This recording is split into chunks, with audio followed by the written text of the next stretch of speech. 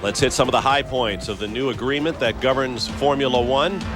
First of all of the teams that sign it commit to a 5-year obligation. In previous years, you didn't have to do that. You could simply enter the series. For those cars who have signed up, they must agree to provide 20-car grids at every race. So, in fact, Formula One is worried about not having enough cars out there. There is a non-competition clause. If you're in Formula One, you can't run any other open-wheel series, obviously directed at Indy cars, but what if you want to run a Formula 3000 team?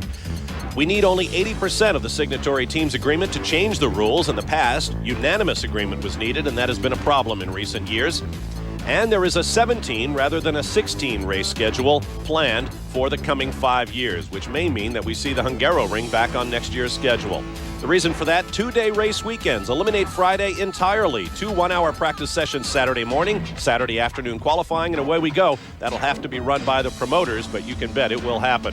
New distribution of revenues, particularly TV money, estimated to be $50 million in the year to come. But a couple of the outlaw teams like Williams say that's not enough.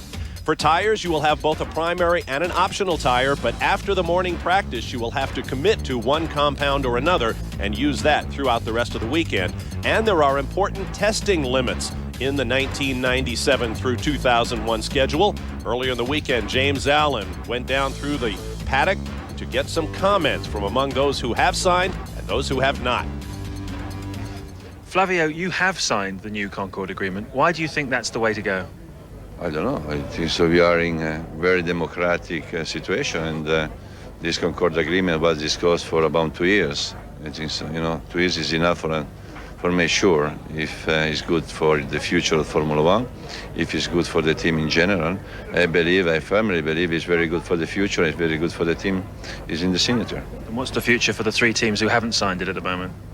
You need to ask the 3 teams not signed it. I think so. Nothing changed. Basically, we guarantee fees, and we have some guarantee to the federation, to racing, to never go racing other one in Syria. No, I believe the other 3 team is in better situation, if you see, because it's all the freedom.